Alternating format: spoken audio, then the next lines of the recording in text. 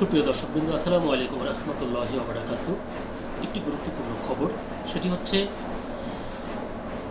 আওয়ামী লীগের ক্লিন ইমেজের যেসব ব্যক্তিরা রয়েছেন তারা চাইলে আগামী নির্বাচনে স্বতন্ত্র অংশগ্রহণ করতে পারবেন এবং এ নিয়ে সরকারের কোনো আপত্তি নেই। এরকম একটি খবর প্রকাশিত হয়েছে মানবজমিন পত্রিকায়। যেটি বলতে হয় সেটি হচ্ছে আওয়ামী লীগ এমন একটি রাজনৈতিক দল যে যাদেরকে নিয়ে সত্যি ডক্টর ইউনূস শাঁখের করাতের মতো অবস্থা তার, অর্থাৎ তার দুদিকের বিপদ। যদি আওয়ামী লীগকে নির্বাচনে অংশগ্রহণ করতে দেয় তাহলে ছাত্র জনতার ব্যাপক অংশগ্রহণে যে গণ অভ্যুত্থান হয়েছে এই গণ অভ্যুত্থানে অংশীদাররা তার উপর ক্ষিপ্ত হবেন। অপরদিকে যদি তিনি আওয়ামী লীগকে নির্বাচনে অংশগ্রহণ করতে না দেন তাহলে ভারত সহ আন্তর্জাতিক মহল এই নির্বাচনে এর স্বীকৃতি দেয় কিনা সেটি অনেকটা অনিশ্চিত। যদিও তিনি বারবার বলছেন যে তিনি ইতিহাসের অন্যতম সেরা নির্বাচন করবেন।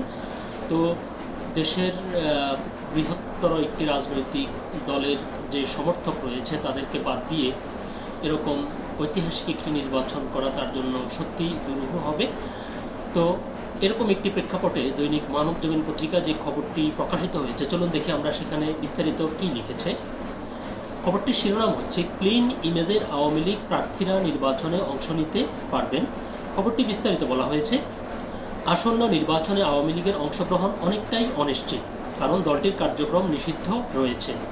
তাহলে এই অবস্থায় কি হবে দলটির ভবিষ্যৎ? ঢাকা দিল্লি অনানুষ্ঠানিক কূটনৈতিক আলোচনায় বিষয়টি এসেছে, কিন্তু সুনির্দিষ্টভাবে কোনো সিদ্ধান্ত হয়নি। তবে ঢাকার তরফে বলা হয়েছে আওয়ামী লীগের কার্যক্রম নিষিদ্ধ থাকায় এবারের নির্বাচনে অংশ নেওয়া সম্ভব নয়, অর্থাৎ তারা দলীয় প্রতীকে দলগতভাবে নির্বাচনে অংশ নিতে পারবে না। তারা চাইলে স্বতন্ত্র প্রার্থী হতে পারেন।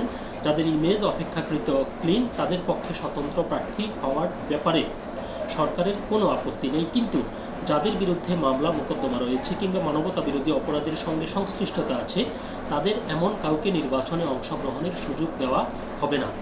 মানবতা বিরোধী অপরাধের সঙ্গে যুক্ত থাকায় গত 12ই মে এই প্রজ্ঞাপনে দলটির কার্যক্রম নিষিদ্ধ করা হয়। যুক্তরাষ্ট্রসহ ইউরোপের কয়েকটি দেশের পক্ষ থেকেও আওয়ামী লীগের অংশগ্রহণ নিয়ে সরকারের সঙ্গে অনানুষ্ঠানিক যোগাযোগ হয়, তাদেরকেও সরকার একই জবাব দেয়। ওদিকে আওয়ামী লীগের ক্লিন ইমেজের নেতাকর্মীদের নিয়ে সংগঠিত হতে চেয়েছিল একটি অংশ, কিন্তু শেখ হাসিনা তাতে মত দেননি। হাসিনা বিশ্বাস করেন লড়াই করে ফের দলকে সংগঠিত করতে সক্ষম হবেন। তো এটি ছিল মূল প্রতিবেদন। এটি আসলে যদি করা হয় তাহলে এটাই হবে সম্ভবত সবচেয়ে উত্তম পথ।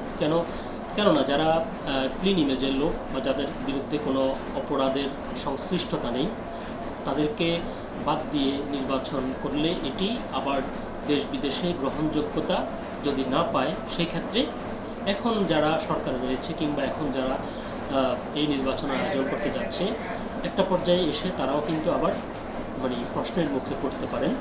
তো সব দিক বিবেচনা করে অবশ্যই ভবিষ্যতে জন্য যেটি ভালো হয় আশা করছি সরকার সেটি। সকলে ভালো থাকবেন, সুস্থ থাকবেন। আল্লাহ হাফিজ।